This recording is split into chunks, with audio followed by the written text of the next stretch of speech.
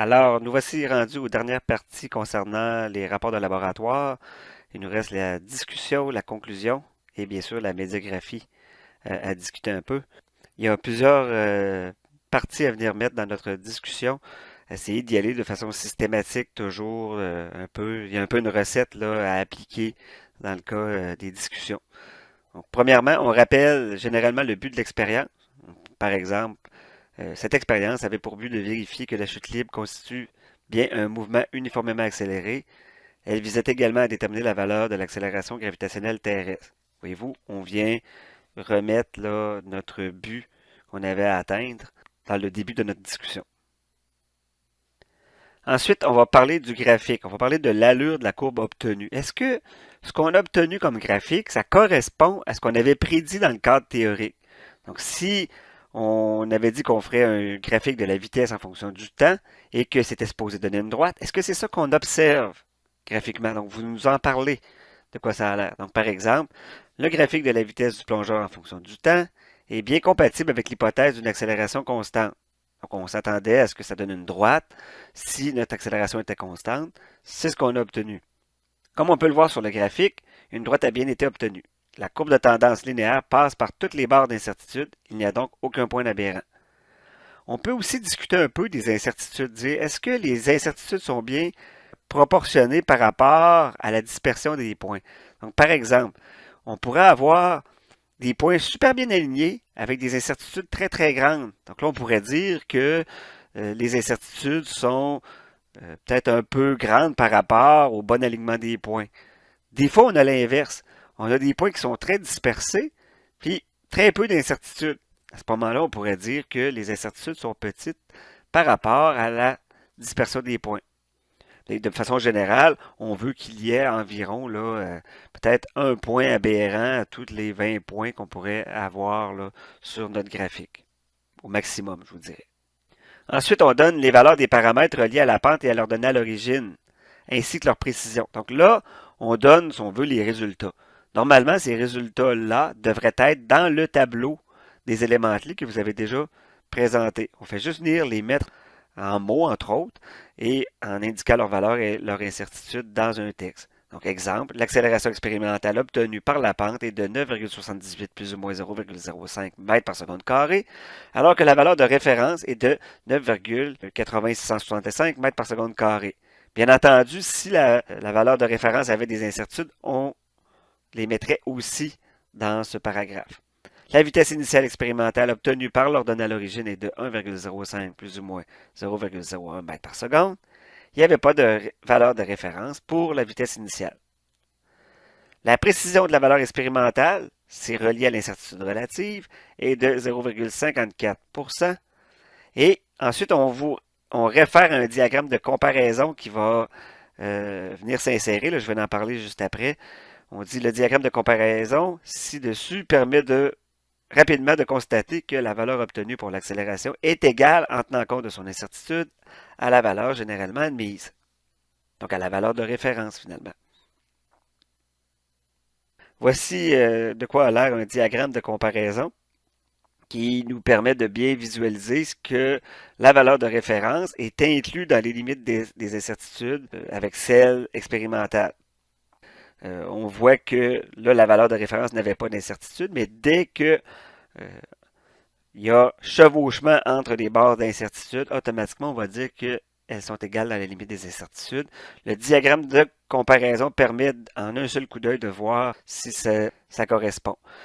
C'est important, le format du diagramme de comparaison. Là, si vous regardez, là, c'est pas un graphique standard. Là. Il y a juste 2 points sur le graphique. Il faut qu'il soit beaucoup plus large que haut. C'est comme une bande là, qui apparaît, qui vient s'insérer dans votre texte. Et c'est important d'en mettre généralement deux. Là. Il y a toujours un diagramme de comparaison qui va en lien avec la pente, puis un autre qui va en lien avec l'ordonnée à l'origine. Dans l'exemple de rapport qui vous a été fourni, il y en avait juste un parce qu'on n'avait pas de valeur de référence concernant l'ordonnée à l'origine, concernant la vitesse initiale. Donc c'est pour ça qu'on en avait mis juste un. Mais systématiquement, vous devez vous demander s'il ne devrait pas y en avoir deux. Là. Et un en lien avec l'ordonnée à l'origine et un en lien avec la pente. On donne l'écart relatif entre les valeurs expérimentales et les valeurs de référence comparées. Donc, comment on fait pour calculer l'écart relatif? Là, c'est toujours la valeur de référence moins la valeur expérimentale sur la valeur de référence fois 100. Donc, ça nous dit en pourcentage quel est l'écart entre la valeur de référence qu'on avait et celle qu'on a obtenue par l'expérience. Je ne veux pas voir les traces de ce calcul-là. Je vous donner directement le résultat et dans le tableau des éléments clés et dans votre discussion. Vous n'avez pas besoin de mettre le calcul lui-même. Donc, l'écart relatif entre la valeur expérimentale de l'accélération et celle de référence est de 0,31%. Vous avez constaté qu'il existait un écart entre la valeur expérimentale et la valeur de référence. Donc, on essaie d'expliquer les causes de cet écart-là. Donc, on analyse les causes d'écart. Elles sont reliées aux limites du modèle évoqué dans le cadre théorique. Par exemple, si vous avez dit que vous avez négligé le frottement, que vous n'avez pas tenu compte du frottement dans votre analyse, bien, on s'attendait, hein, on a fait de la prédiction dans le cadre théorique, que la valeur expérimentale devrait être légèrement plus basse que la valeur de référence. Donc, on vient voir si c'est ça qui est arrivé. Est-ce que la limite du modèle qu'on a présenté dans le cadre théorique permettrait d'expliquer l'écart qu'on a obtenu? C'est ça qu'on vient discuter. Jamais on ne peut évoquer des causes d'écart qui sont liées aux incertitudes qui sont déjà incluses dans l'analyse. Donc, vous avez tenu compte des incertitudes. Donc, c'est pas ça qui explique qu'il y a un écart. L'incertitude, c'est ça qui permet de dire que les valeurs vont se chevaucher dans les limites des incertitudes. Mais il existe un écart quand même entre votre valeur de référence et celle expérimentale. Donc, vous tentez d'expliquer pourquoi il y a cet écart-là. Bien entendu, si c'est égal à la limite des incertitudes, on ne s'énerve pas trop avec l'écart. Ça peut juste être une variation statistique, si on veut, parce que notre valeur pourrait être à peu près n'importe où là, dans la plage d'incertitudes qu'on a. Mais on essaie quand même de voir si la différence qu'il y a entre nos deux valeurs ne pourrait pas être expliquée par ce qu'on avait évoqué dans les limites du modèle. Donc, par exemple, ici, la principale cause d'écart soulevée lors de l'élaboration de la stratégie expérimentale est que la friction de l'air risquait d'influencer à la baisse le résultat final obtenu. L'accélération expérimentale est effectivement légèrement plus petite que la valeur de référence. Et si jamais l'écart est non significatif, ça veut dire si vos valeurs sont égales dans les limites des incertitudes, on peut ajouter une phrase disant que l'effet de cette cause d'écart est minime sur les résultats obtenus. On analyse ensuite les causes d'incertitude. Là, on s'attarde plus aux mesures. Est-ce qu'il y aurait eu moyen de faire mieux dans notre expérience pour la prise de mesure? Si l'écart est non significatif, on analyse justement ce qui limite la précision des résultats pour essayer d'améliorer notre expérience. Bien entendu, si on avait eu un écart qui est significatif, ça veut dire que, par exemple, si le frottement faisait en sorte que nos valeurs ne soient pas égales dans les limites des incertitudes, ça ne donne rien de réduire les incertitudes. Ils vont être encore moins égales. On va s'éloigner. Donc, ça ne donne rien d'essayer de dire hey, si j'avais eu des mesures plus précises, ça aurait été encore mieux. Non, là, à ce moment-là, on essaye de travailler plus sur les causes d'écart. Est-ce qu'on n'aurait pas pu tenir compte du frottement dans notre modèle, par exemple? Mais si c'est égal dans les limites des incertitudes, là, on se dit, ah, est-ce qu'il y aurait moyen de réduire nos bandes d'incertitudes? Et, par exemple, on vous dit, pour améliorer la précision de la valeur expérimentale de l'accélération, il faudrait augmenter la précision sur la position, qui est la mesure directe ayant la plus grande incertitude relative. Pour cela, il faudrait d'abord que la forme des points soit régulière et que ceux-ci ne soient pas trop larges. Voyez-vous, on essaie de cibler, dans toutes les mesures qu'on a prises, laquelle a la plus grande incertitude relative. Comme ça, on peut dire que c'est elle qui a le moins de précision. Et est-ce qu'il y aurait moyen d'augmenter cette précision-là? Faites attention de ne pas dire si on avait utilisé des instruments plus précis. Je vais vous redonner l'exemple du chronomètre. Même si, par exemple, je voulais mesurer le temps de chute d'une balle à partir d'un chronomètre que je pars avec mon doigt, même si j'avais eu des chronomètres au milliardième de seconde, j'aurais pas amélioré la précision sur ma mesure parce qu'il y avait en plus le temps de réflexe. Donc, il faudrait que je trouve une façon de réduire le temps de réflexe humain, par exemple, dans mon expérimentation. Et ensuite, on propose des améliorations. Si l'écart est significatif, on se concentre sur des idées d'amélioration en lien avec les causes d'écart.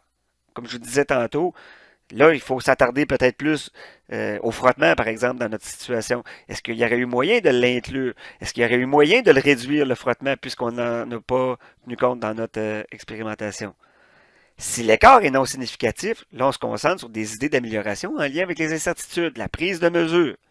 Encore une fois, essayez d'éviter de dire si on avait eu des instruments plus précis. La plupart du temps, ce n'est pas l'instrument qui limite la précision. C'est juste des rares cas où ça peut arriver, je vous dirais, dans vos laboratoires.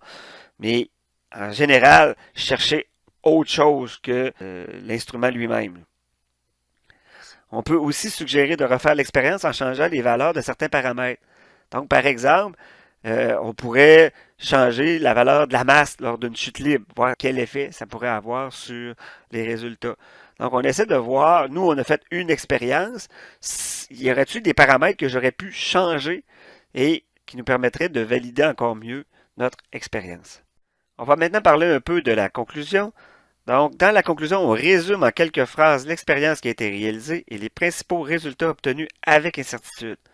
Une personne qui lit la conclusion doit pouvoir saisir le sujet de l'expérience, ses principaux résultats et les éléments importants de la discussion. De manière générale, la conclusion, ça va être un bon paragraphe autonome, c'est-à-dire que si on le lit tout seul, on est capable de savoir ce qui s'est passé dans l'expérience. Donc, on rappelle le but, on donne les principaux résultats, peut-être la meilleure amélioration que vous avez suggérée dans votre discussion, vous venez la remettre dans votre conclusion. Et voilà, le tour est joué pour votre conclusion. Et finalement, on n'oublie pas de mettre une médiographie. De toute manière, là, dans votre texte, si vous avez emprunté du texte mot à mot, d'ailleurs, vous citez toujours vos sources, bien entendu. Et à la fin, vous mettez une médiographie, consultation de site internet, les volumes que vous avez utilisés. Vous venez mettre ça à la fin. Donc, c'est important d'en avoir. Dites-moi pas, j'en ai pas lu, donc j'en ai pas mis.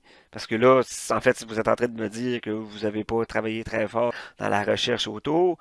Et si vous avez fait des lectures, ben, vous devez mettre votre médiographie pour qu'on sache où vous avez puisé vos informations. Donc, on vous dit, comme pour tous les travaux d'envergure, un rapport complet inclut généralement une médiographie.